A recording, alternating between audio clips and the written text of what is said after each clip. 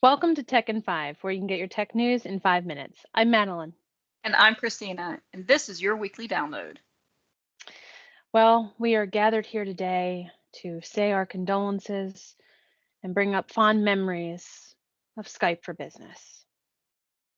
Okay, technically it's not dead. It's not dead till July 31st of 2021, but we do want to bring up some really important topics here, which is the idea of end of support and end of life. And we talked about it before in our 8 things to know about tech spending, is that whole idea of that end of life and end support. But what does that actually mean and how that's going to affect you? That's a great question. Because it sounds like they're very similar, right? But they actually are very different. End of support means that they will no longer provide service for that product. And if there is any limited repairs they can do, it's based on the availability until that is depleted. End of life means that product is dead on the day they're saying it's dead. Like they are no longer going to do anything with it. The entire product line, the manufacturing of it, all the work behind it is gone. And so they've usually already had a plan to say what they're going to move on to. So in the case of Skype, we already know what they're moving on to, which is Microsoft Teams. It's the product we are using right now. It is used for all the calling and Teams meetings. But I mean, we all want to say, short farewell to Skype because we used it for quite some time. Christina, what are your thoughts about the death of Skype? Yeah, well, I wonder if I'm going to get any of my money back from those credits that I have from when you used to have to put money in the kitty so that you could call a landline or you could call long distance someplace else. So, really not sorry to see some of that go. Teams is so convenient. We just schedule a meeting or we just jump on with somebody. You can dial into a meeting as well. So it's super convenient. And it's free. So hard to beat that.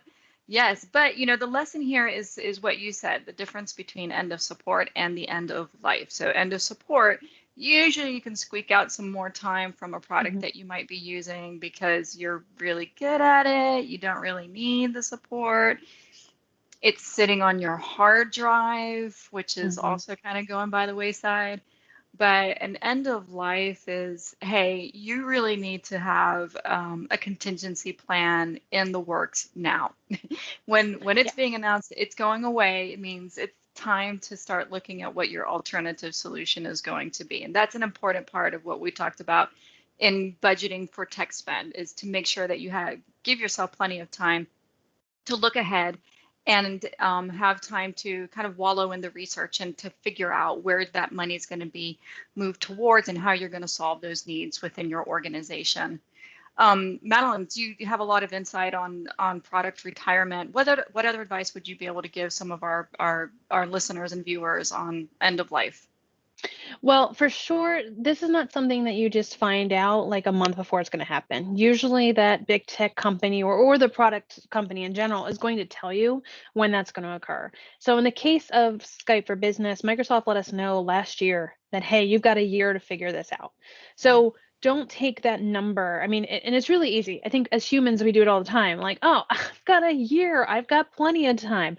But in reality, you really want to map out what's going to happen because you want to have, to your point, that great contingency plan of like where you're going to go, how much time it's going to take for you to get set up into that new product, and really what's the learning curve if there is one. So that's the biggest part. Pay attention to when they say, hey, this is going, and they usually will say the end of support first, and then usually within a year the end of life comes.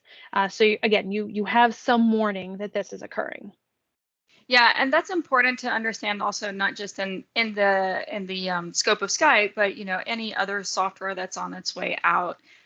Sometimes that's because they just don't want to invest any more money into developing the software. But for the consumer, it's really important to understand there's a reason for the deprecation of a particular software or a tool that's being used. And so one should also understand if there's, cybersecurity, we talked about that isn't very important, $6 trillion spent in 2021 on cybersecurity.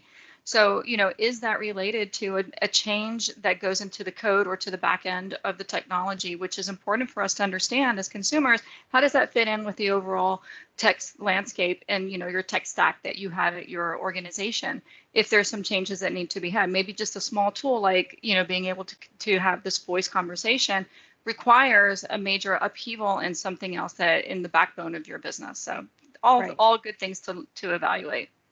For sure, for sure. And I think we're up on time. So, it was good to talk a little bit about our fond memories of Skype. Please feel free to leave your comments, your feelings in our comment section about your love for Skype, or maybe you're happy to see accepted. it. Condolences are accepted, and definitely like and follow to follow us and subscribe so that you can see what future episodes we're talking about and whether other products might hit that end of life as well.